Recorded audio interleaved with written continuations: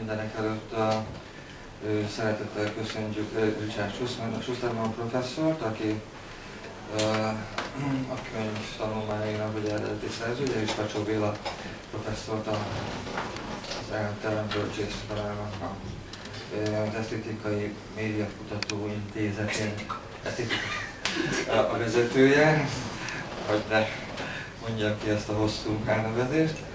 És egy ilyen technikai kérdésem is lenne, hogy szükség van-e fordításra, vagy hogyha angolul folyik, akkor tehát mehet angolul? Ki az, aki azt mondaná, hogy legyen fordítás? Ki az, aki inkább úgy, ki az, aki azt mondja, hogy mehet angolul? Jó, köszönjük szépen. So, we can continue it in English. So welcome here in Budapest.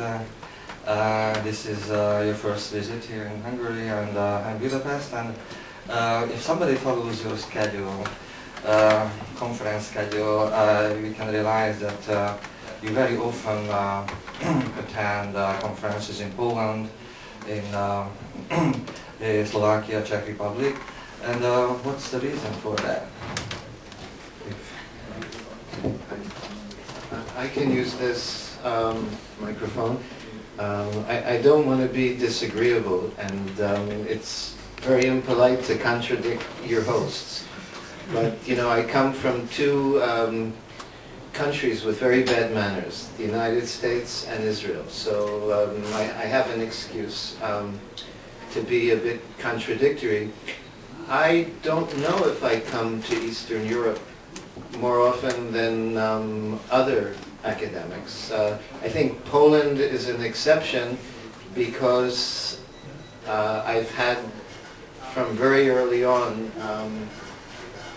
very good translations in Poland, and when I came to Israel as a 16-year-old and had no family there, I was adopted by a Polish family, and I think the Poles liked that connection, and maybe they also have guilty feelings about the long history of anti-Semitism in Poland, and so they compensate by trying to be nice to me and inviting me. But there are some very good pragmatist philosophers there, and I've been to Poland several times, but I think I've only been in Slovakia once, so this is my first time to work in Budapest. So I don't think as Eastern European as some of the other American philosophers, but you know more. You know more who comes here than I do. But, I think your origin is much more Central European than Israeli or American. If you could tell us something about it. Actually, I can. It depends on your perspective. It's very. Identity is a complicated question, and when I was a PhD student at Oxford, it became a difficult question how I would present myself, because I came to Oxford after doing my bachelor and master work in Jerusalem. And I thought, in general, it's better to present yourself as an American than an Israeli. And I thought that would be especially true in Oxford. But then they asked me where I studied, and I had to tell them I studied in Jerusalem. And then they said, have I just finished my master's studies? And I said, no, I just got out of the army. And it was that time they asked me if it was Vietnam, and I said no. It was, I was an officer in the Israeli army from 73 to 1976. And so then I realized that maybe it was wrong to present myself as American. Not false, but just it raised too many misconceptions, and that I should present myself as Israeli. But one of my friends at Oxford was fifth generation born in Wolverhampton. That's a little city near Birmingham. And he was a Sikh from India. And he didn't consider himself British. He considered himself a Sikh. And so he's the one who told me that I'm neither Israeli or American, Central European, because my father was born in the Ukraine between Kiev and Lvov, and came to America when he was 8 years old. And my mother was born in America, but her family is from Lithuania, from Vilnius. So if you go back that far, I have a connection with Central and Eastern Europe. But in today's culture, memory is very short, and history is something people don't want to talk about. So if you see your ethnical roots, you are actually Central European. But European in any case. If you look at your philosophical roots, you started as an analytic philosopher, analytic aesthetician. But in the late 80s you have changed your mind and became a pragmatist philosopher. Could you tell us something about the reason? So why did you leave the analytic field of philosophy, and why did you choose pragmatism? Well, like many changes in thought, there are lots of reasons for them. But if I would have to give one,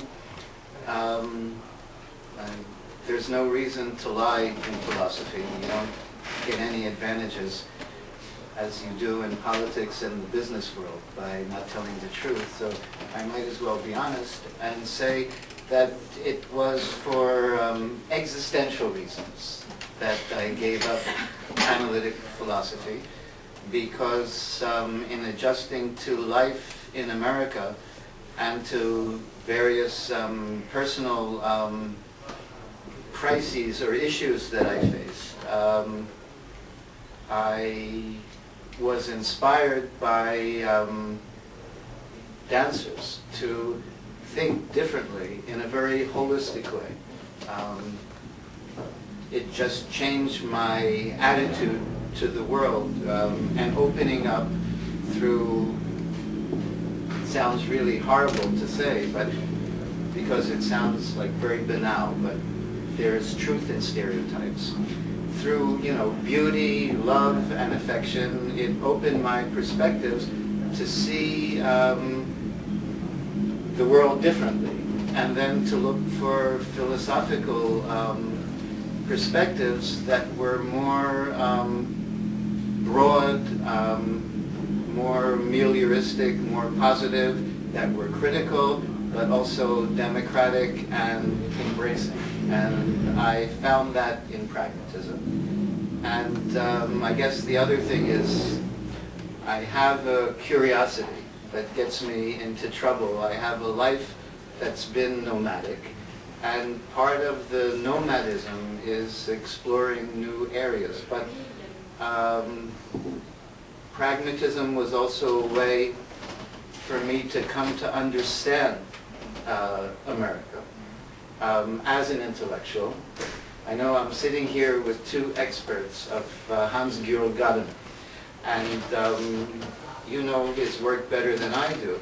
But one of the interesting things that he talks about, hermeneutic understanding, is a combination of a familiarity but an unfamiliarity.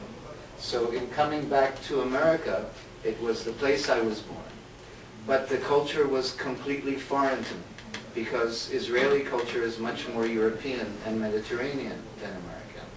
And so I was thrust into a living situation where, on the one hand, I was at home. I can speak English. I know how to play baseball and football and all those things. But my cultural Bildung is a European one, and many of the American ethical forms and behavioral forms were strange to me. And so trying to understand that intellectually through American philosophy, and also through American pop culture, that was a way of kind of learning how to accept my life in America and find it more meaningful than I otherwise would have found it. very much. If somebody look at your biography on the internet, it can be clear that Richard Rorty played an important role in your change. Could you mention the significance of Richard Rorty's role and those philosophers' importance who really affected of your career? I think there are three philosophers who made my career possible.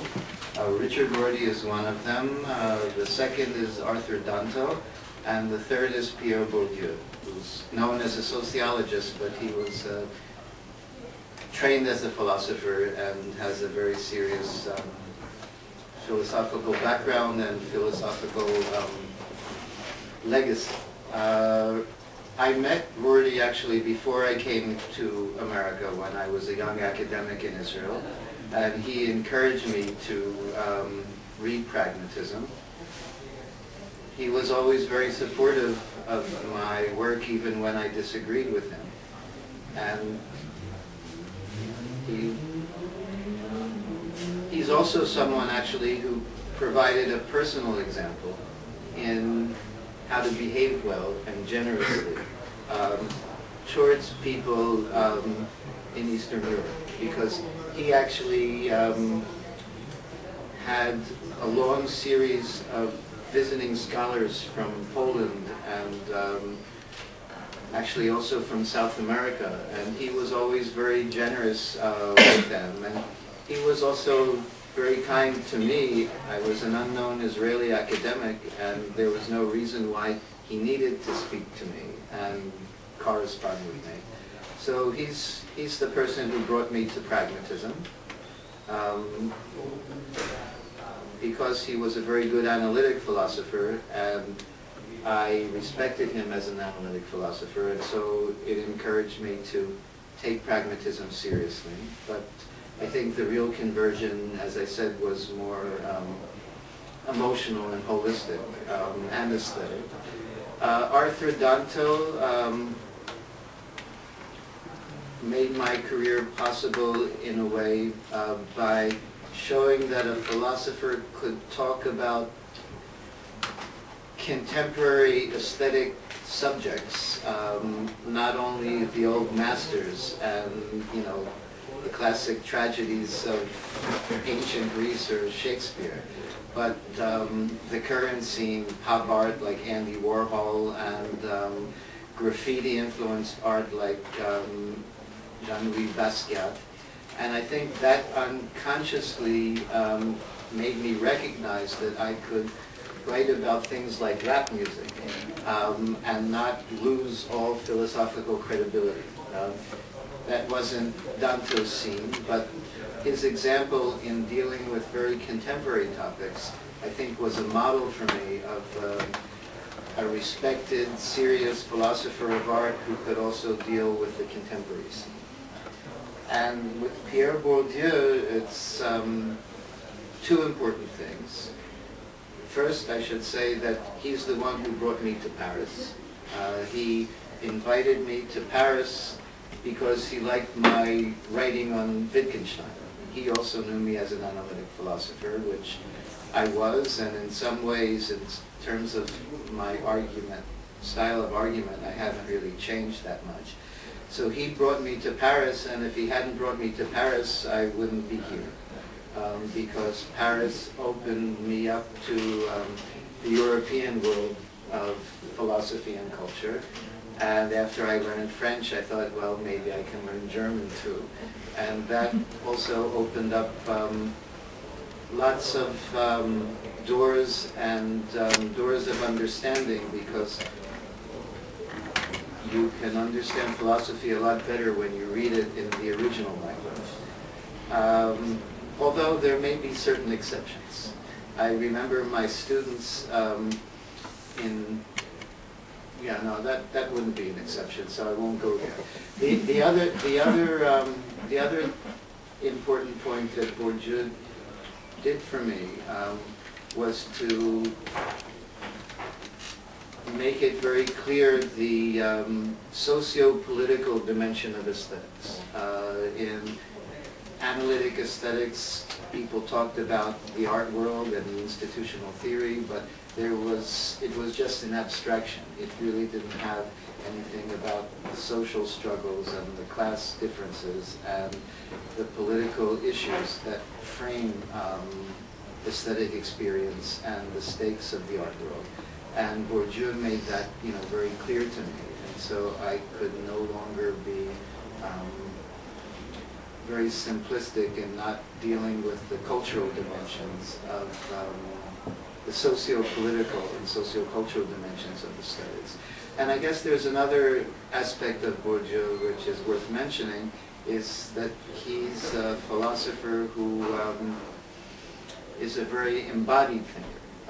His key notion of habitus is connected with posture, with hexis, with embodied practical understanding. And that sort of embodied but also very socially structured approach to human thinking and cultural production was very important for me. And he opened the doors to Europe, and that has become an essential, part of my philosophical experience. Do you have any contact to Jewish tradition in your thinking? Yeah, well, I think that's. Sholem. Yeah, no, I think that's a very interesting and relevant question, and I think the answer is very I don't want to say very complex, but it's not simple. I studied in Jerusalem. I know Hebrew. In Jerusalem, the philosophy department proudly separated itself from any connection with Jewish thought. Because we had a separate department that was called in Hebrew Machshava Yehudi, which literal translation is Jewish thought, and that was separate from the philosophy. And I think in some ways, like lots of political, cultural issues, it's exaggeration, but there was a justification. And what's the justification is, one of the goals of a university in a country like Israel, which is in some ways a theocracy. There is no complete separation of church and state in Israel. If a Jewish person wants to get married, he has to, or she has to, marry through the religious laws. In such a country that has, on the one hand, a very liberal, open, democratic tradition, but on the other hand, a very strong tradition of religious zealotry, the university has an important political role of representing secularism, because the trends to religious nationalism are very strong, and then one of the important functions of the university, as I understand it there, is to show secularism in a way that isn't compromised. And so by having a philosophy department that's purified of religion, that's one of the ways that you achieve that. Of course, I've read some of those authors, and actually not so much Sholem. I can also tell you something that's worthwhile hearing in Budapest, worth saying in Budapest, is in Israel, at least when I was a student there was a concern about reproducing the European Jewish intelligentsia, because those were the people who were victimized by, strong fascist forces.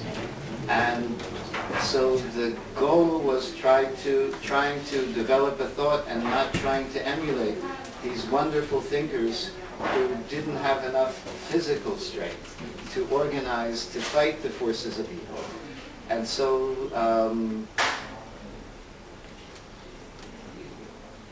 it's maybe like one-sided and warped and has its own danger, but the idea was to be a kind of like a hardcore analytic philosopher and represent a kind of tough-minded thinking. And that went together with a tough-minded military. And this turn to pragmatism, for me, was a softening of that kind of very hardcore, logical, macho, alpha male kind of mentality that in some way was seen as a necessity of life for survival. So that doesn't mean that there weren't people who did that sort of thing. It's just, you know, that wasn't my style. I mean, I went to school in Jerusalem, but I lived almost all the time in Tel Aviv because there are dimensions of religion that I did not like at all. There was a lot of religious coercion and a lot of lack of freedom in the religion.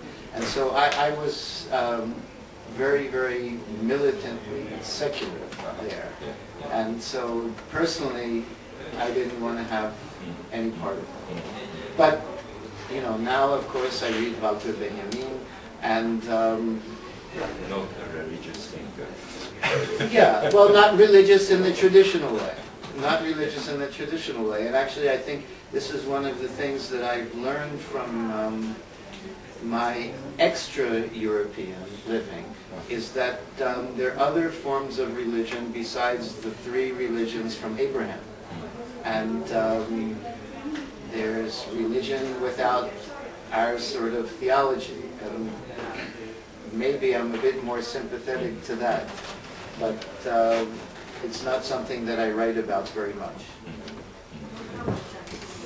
So I think we have to say thank you for Pierre Bourdieu, because without his influence, Richard wouldn't be here now. But I think we also have to say thank you for John Dewey, because your pragmatist project, Szómaesztética, is based mostly on John Dewey's naturalist aesthetics. So could you tell us something about this relationship? When have you read first John Dewey?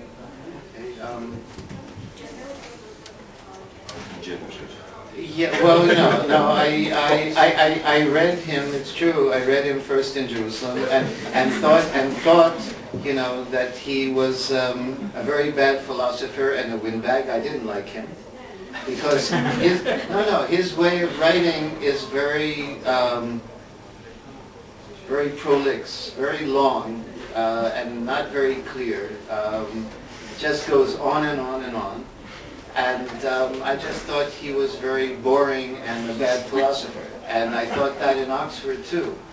And again, you know, I don't want to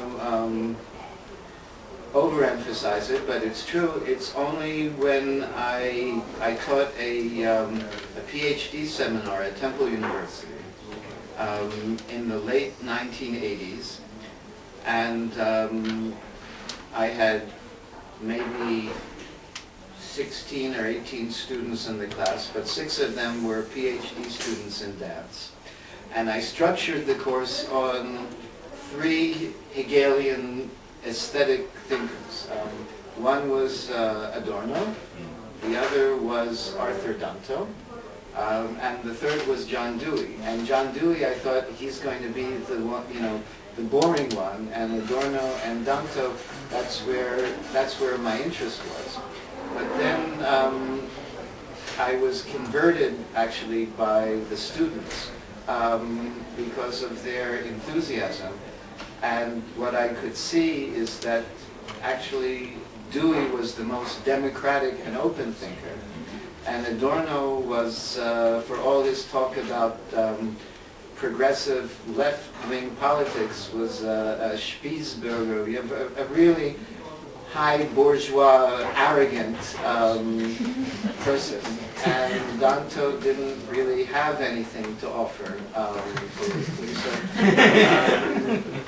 That's how I got converted to John Dewey. The students were enthusiastic, and through my aesthetic experience with these students, I also was able to relax enough to appreciate John Dewey, because you have to be in a mood to just not read every word or not expect linear arguments to appreciate them. You just have to absorb it, and this is a view that I have, and it's not original view, I mean other people have had this, is that you cannot separate thinking from feeling, and the mood or the feeling sometimes is necessary for you to understand the thought. And that's true. You don't understand music. You can't hear it properly unless you're in the right mood to hear it. You can't understand philosophy sometimes unless you're in the mood to let yourself be carried in that direction. So, yeah, I don't, I actually think my favorite pragmatist philosopher is William James, but there's no doubt that I cited Dewey more.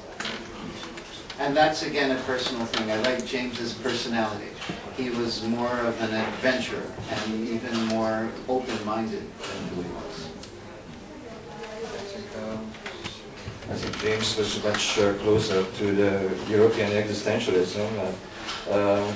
His personality was much more adventurous, and that's why he tried painting, he tried different drugs, and he had different adventures in South America and so on. But actually, you based your Szómaesztétics on Dewey's aesthetics in some sense, but of course it's much wider. Could you tell us something about your project, your Szómaesztétika project? I should just recommend the book. This is why we're here, right? I don't want to ever forget the context. This is a bookstore. I'm always embarrassed as an American to talk in a bookstore because we have a very bad reputation for commercialism, and so. With the James Dewey thing, I think a lot of... I came to pragmatism late in my career. I never studied him at all in the university. I never studied pragmatism per se in the university. I did read the chapter of Art as Experience as part of an aesthetics course. But because I came to pragmatism late, already as an associate professor, I never really studied it properly. And so, because I came through Rorty, Dewey was Rorty's hero. So I got to Dewey through Rorty, and it was only after exploring Dewey that I then began to read William James. So part of the emphasis on Dewey is just the contingency of meeting him first. The Szómaesztétika project, I think Foucault was just as influential for me in the project of Szómaesztétics as Dewey was, from a different angle. But Szómaesztétics has two roots. One is pragmatist aesthetics, which is the idea that since art can only be created and appreciated through the body, we can improve the creation of art and its appreciation by improving our powers of bodily perception and performance.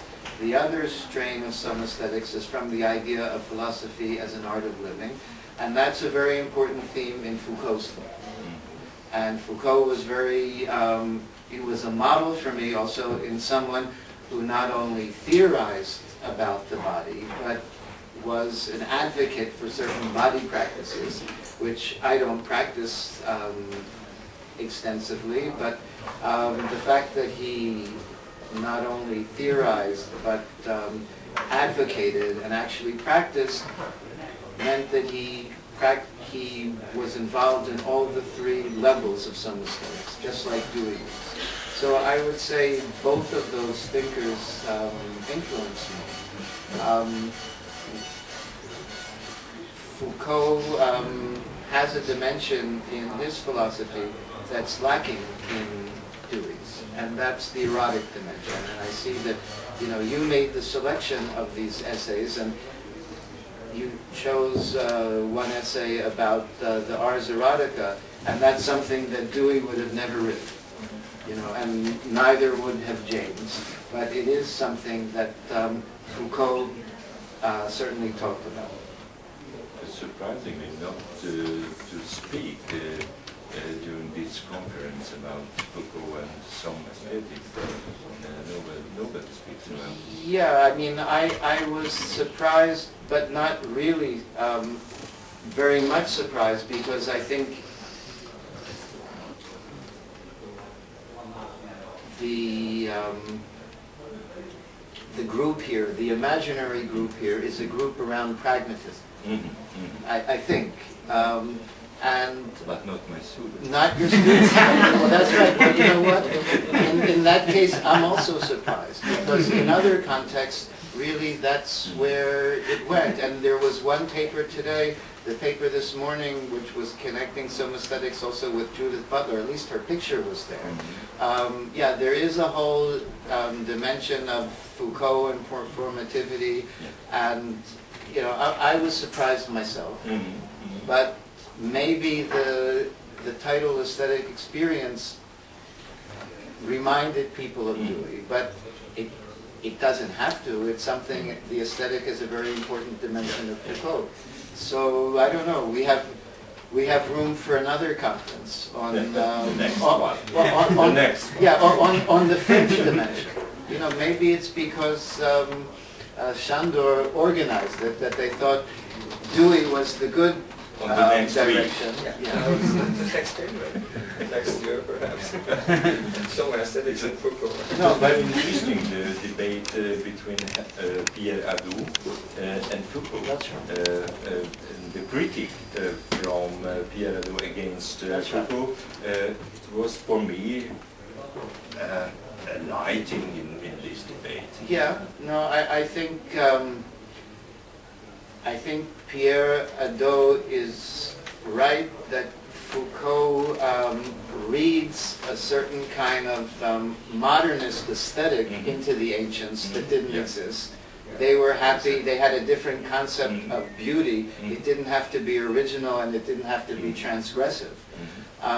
But I think Foucault is right in that the aesthetic dimension in those classic texts is there, even though the aesthetic wasn't invented as a category. I think beauty is very important, and I don't think there's a contradiction between the aesthetic life and the ascetic life, the way that Hadou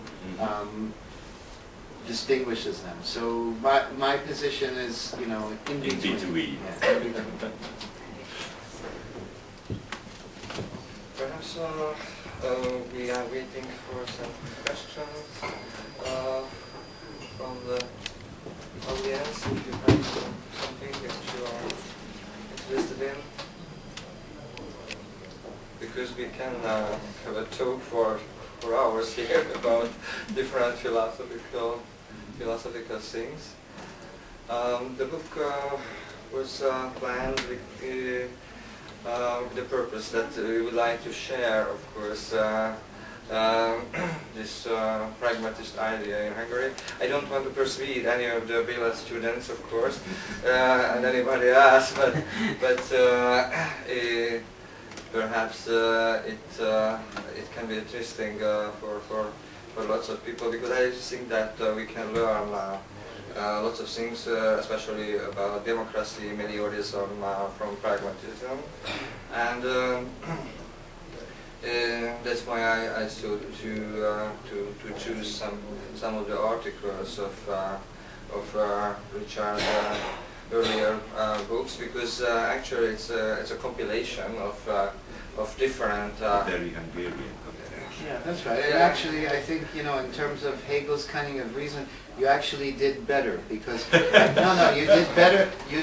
Because I think there's a danger. You know, I appreciate the pragmatist tradition very much, and I can identify myself with it. But there's a danger in all kinds of isms that are very narrowing.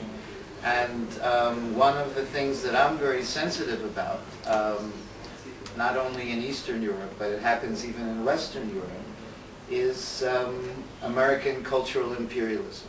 You know, America brings a lot of good things to the world, but it also brings a lot of bad things. And one of the problems that one faces in advocating pragmatism, and I've had this experience several times, even as a very innocent young philosopher, is that it can have like a boomerang effect and be taken as a kind of American neoliberal ideology. And one of the things that, one of the reasons that Richard Rorty's work suffered at the end, at least in Western Europe, I don't know if this was true here, is that he was seen as an apologist for, you know, Reaganite economics and all those kinds of things. So for me, one of the values, I'll tell you a little story about China with this. One of the values of Szómaesztética is that it can give you some good pragmatist ideas without the ism, and without this kind of assertion of, you know, America having the last word in philosophy and everything else. And I've been very lucky to have wonderful translators. You know, you're one of them, and I have wonderful ones in China as well. And the Chinese love Szómaesztética very much. And through the different translations, and it's an intellectual culture, because there's a commercial dimension in China which is huge, but they still have a great respect for philosophy, because for millennia the government officers were chosen by how well they did in the academic exams in their knowledge of Confucianism. Oh yeah, yeah. That was the way you got into the civil service. Not in Hungary. No, not in Hungary. So I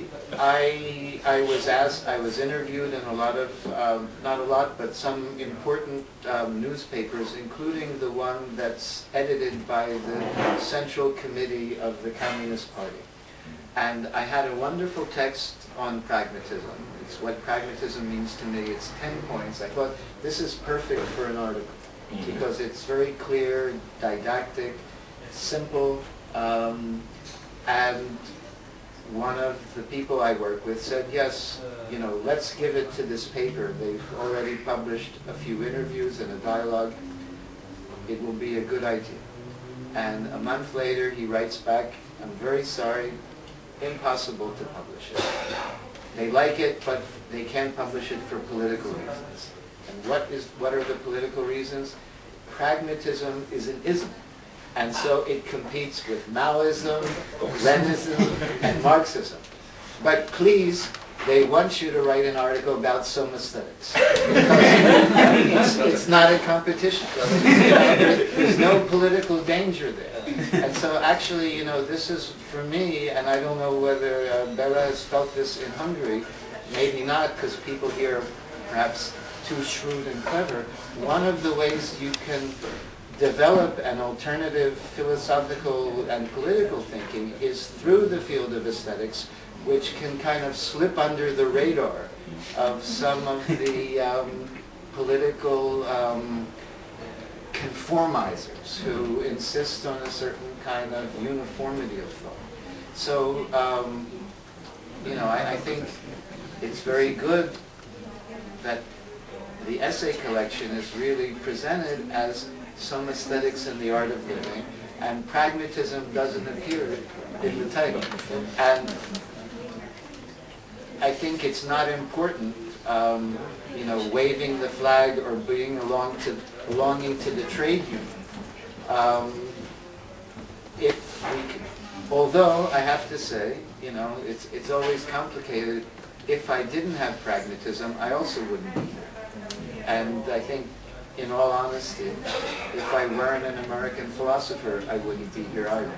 I mean, this is one of the realities of life. Had I stayed in Israel, I would have, no matter how smart and hard I worked, I would still be somewhere in the margins, because philosophy, like everything else, involves the game of symbolic capital and power, and America, you know, still has some of that, although I think it's also on its way into decline. But we'll see. I mean, it's kind of fascinating if it wouldn't be so horrible, you know, what's happening now in our world. Yeah. Actually, in the title of your earlier book, Pragmatist Aesthetics, that pragmatism isn't there just pragmatist aesthetics, but the meliorism is emphasized very much in the book. This book can be read as an aesthetic book. Actually, the chapters are put together that the first one and the third one is a little bit impersonal, and the second one and the fourth one is much more intimate and personal, especially the fourth one, which is about Jewish identity. So how do you feel now about this? Because you mentioned in the preface that it's much earlier. Well, actually, you know, writing. In bringing up those points, and it was a very good way of selecting, it actually introduces an interesting philosophical question about the role of the personal voice in philosophy. And, you know, in one of, there's a collection about my work that was published in 2012, and one of the essays really is about the use of the personal voice in my work. And again, William James is an example of someone who wrote by not only through personal experience, and that's something that Dewey didn't. You know, Dewey had a more impersonal kind of view. Sometimes the personal way of writing is a way of introducing readers to get them to engage them. I never do it. I never do it in terms of manipulating the reader.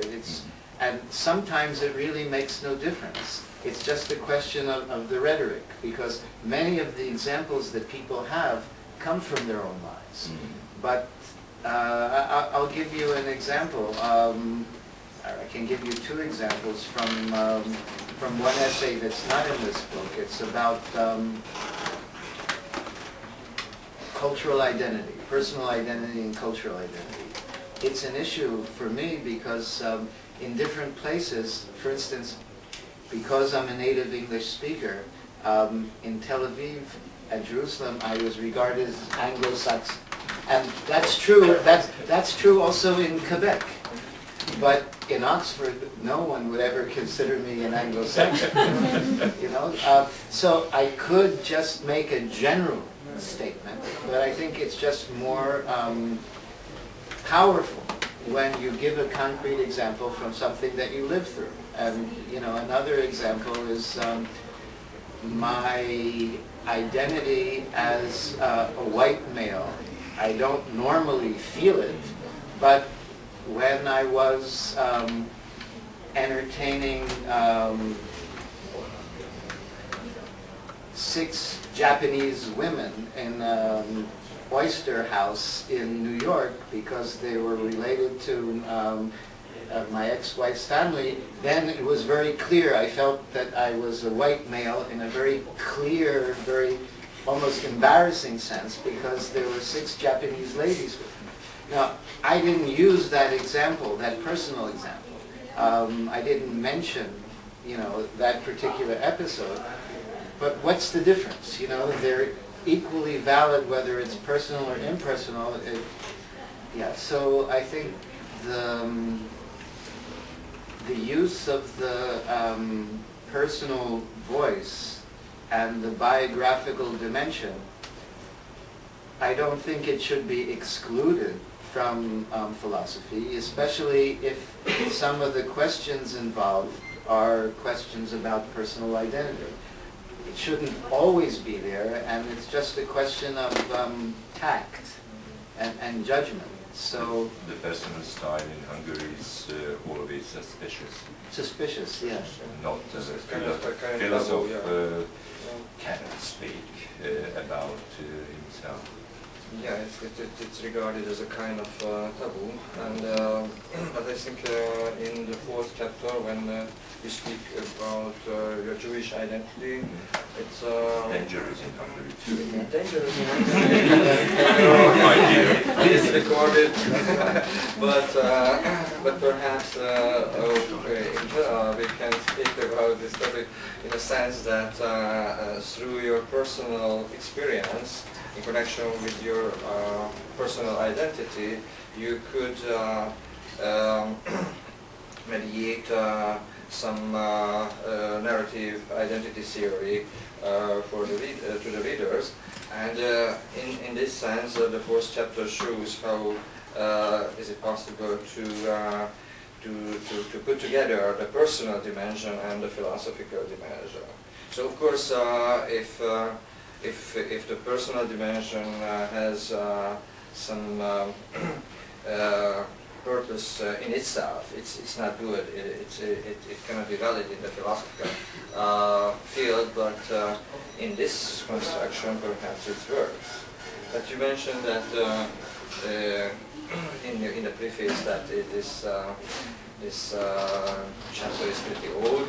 And yeah, no, I mean, it is old, and the existential dilemma, you know, no longer exists. I mean, I'm not going to go back to Israel, but I think the validity of trying to, it's a reciprocal relationship. On the one hand, philosophy, as I understand it, can serve as a guide to living. I mean, that's why the subtitle is Art of Living. When Socrates introduced the idea of philosophy, it was to think about how one should live. And so connecting life with philosophy is a natural connection. And I think also in the other way, one's life can illustrate philosophical questions, because sometimes one is faced with life decisions where the ordinary habits of thinking and evaluation come into conflict. And then that's when you have to step back and assess things philosophically.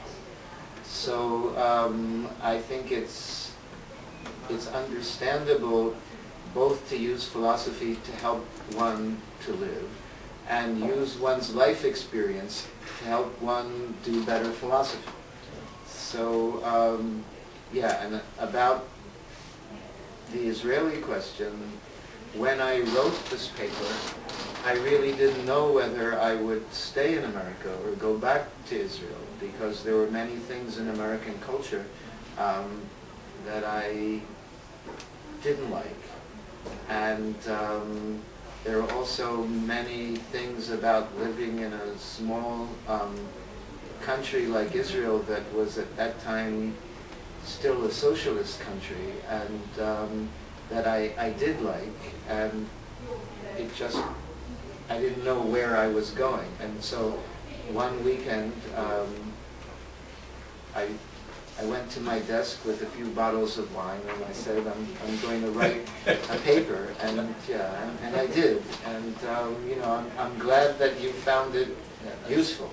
Yeah, actually, you started in New York and finished in Berlin or something like this. Well, no. Yeah, well, I mean, actually, this is true because I wrote it originally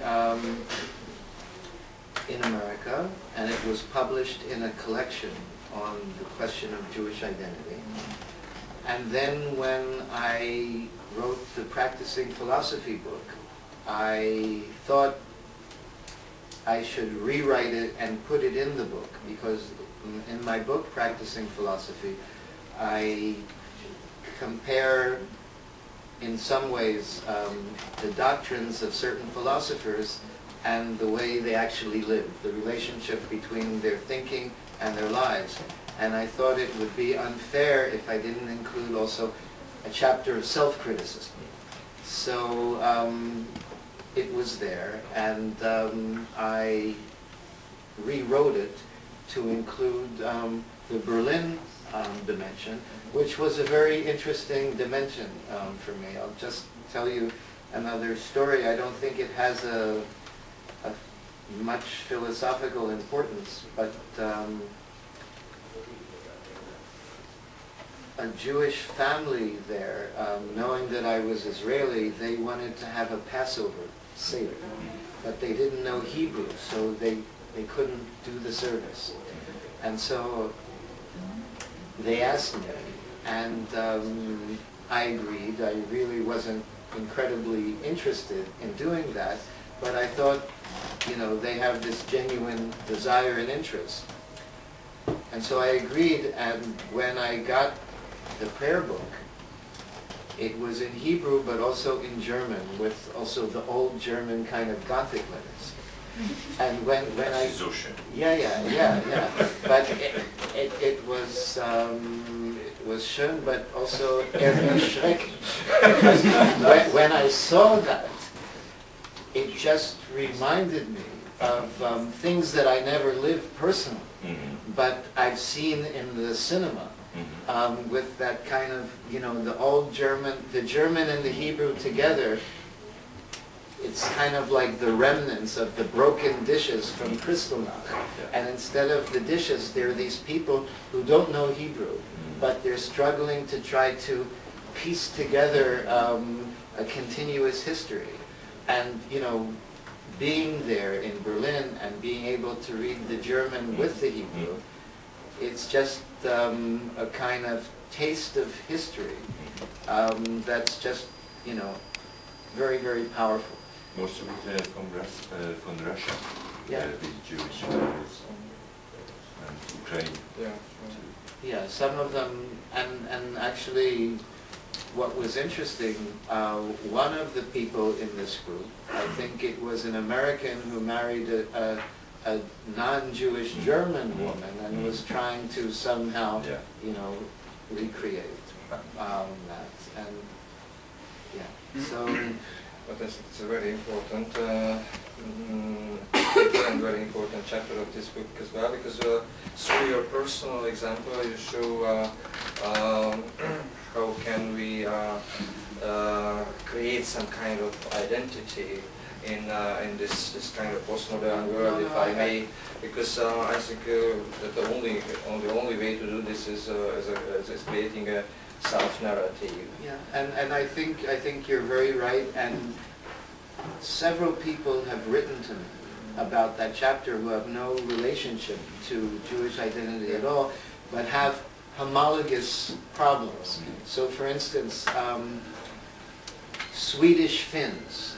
You know, Finland used to be owned by Sweden, and there's a big Swedish minority in Finland, and they don't know exactly how to identify themselves. They're Finns, but they're also Swedes, and this kind of complex identity, they have to negotiate to tell a story about who they're going to be. Are they going to go and study, because Finland, in Helsinki, there's a department there are 3 chairs in philosophy. theoretical philosophy, practical philosophy, and Swedish philosophy. It's true. It's true, because the university was originally established under the Swedish monarch, and they made sure that there would be a Lehrstuhl, and you can get a degree from Helsinki University writing all your exams in Swedish. So a person there who's a Swedish Finn, he or she has to decide, am I going to realize more seriously the Swedish dimension of my identity, or, the Finnish dimension? And so multiculturalism is something that you have throughout Europe. I know that, here in Budapest was always very multicultural. And I'm sure, this kind of problem about how you, instead of just accepting an identity that people put on you, how you create one is something that's relevant to all sorts of different people. But if you would like to speak a little bit about the third chapter, we can find different route of your Szómaesztétics, the Far East route of your Szómaesztétics, because actually I just put this provocative chapter, Ars Erotica, in the book because it's a very good application of Szómaesztétics on this field. And but it shows as well that you have a really strong Far East influence, if I can say. Yeah, no, I think that's true. I think that's true. In 1992, I met a very beautiful Japanese-American woman, and through her, I got interested in Asian culture. It wasn't something that was thought out in as a career move. It was something I didn't expect, and I wrote about it in a book, Performing Live, not very much, but just also I was very suspicious of myself in this relationship because of all the kind of post-colonial writings about exoticism and the orientalizing of the other. But that's one dimension of it. But the other dimension is a very brilliant Chinese thinker, young Chinese thinker, translated 3 of my books, and for all of my books in foreign languages, I always write a preface, because I think that books are not museum objects to be fetishized. They're tools for thinking, and you have to use different tools in different contexts. And that's also why I let my books get chopped up into pieces, because some chapters are not relevant for certain publics, and some chapters are more relevant. And so I trust the local people to know what works best. And so the Chinese professor, he wanted to translate these books, and to write the preface for the book, I had to study Chinese philosophy. So after 3 books, I became more familiar with it. And and yeah, so the Far East has been important for me, but also as a way to evade certain roadblocks in Western thinking. If you try to refute Descartes, you're just trapped in his own game. So one of the ways, and maybe this is just the way of a coward, instead of trying to, attack the enemy head on and then just get caught up in the polemic and never get beyond the enemy, in the way that children sometimes rebel against their parents, but in that very rebellion, they just reinforce that kind of parental relationship. One of the ways that I found, just like running away from home, maybe I run away from Western philosophy and find another angle to look at things. that I don't have to be just negative. So the East Asia is a way for me to look at things and from a different angle, and also not be involved in certain problematics. Like in Chinese, you heard the lecture this morning, the word for body is the same word for person. So they don't have such a strong body-mind division. And that's just kind of encouraging. But in some way it helps remind us, we could say we have that in English. Somebody, anybody, everybody. You know, it doesn't mean every piece of meat. There in somebody you mean some person. But we've forgotten that because of our tradition. So rather than just try to, you know, fit, you know, res cogitans and res sensa together, it's just, I talk about Soma, but I could talk about, you know, Senti. So philosophers can talk a lot, but we are after a long day. But if you have some questions, perhaps. Have you any special story about this statue as about the painting that Andrew? No, the cover, I don't have a special story. I mean, but I do care about covers. And we had a dialogue about the cover. We chose this one over some other ones. There was one that I'm curious to see, although you never showed it to me. Yeah, but actually, I discovered later through one of the conference participants, Else Marie Bouktal, who's a great expert in art history. She was the rector of the Royal Academy of Fine Arts in Copenhagen for over 20 years. This picture is actually a hermaphrodite. So it's even more interesting than I imagined. I mean, you don't see the front of the picture, but it's a hermaphrodite nude. And I didn't know it, Sándor didn't know it, but yeah. Actually, at a point I realized it, but the idea was that just because Richard's Szómaesztética has some Greek roots as well, and the Szómaesztética, so we wanted to choose something ancient, image of body. And because it's about aesthetics on the other side, so these were the three main roots of our thinking. That's why we, actually not me, but one of the respected member of the publisher found this fantastic picture. Yeah, it's a very good one. It's a very good image. And this Greek idea, actually the French version of body consciousness, the publisher, he put actually Soma in Greek throughout, you know, just to mark out that it was like a technical term. But I think that's unnecessary. Other questions, remarks, contributions? Thank you very much, Sam. Thank you for coming. And here's the book, please. Yeah. Look at the book and we have a publisher here, and actually we should thank her, because you know, without the publisher, you know, there are no books, and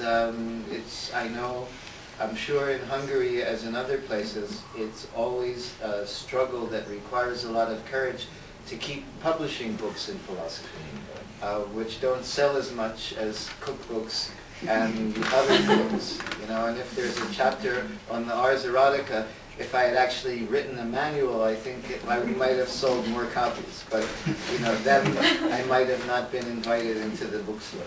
So.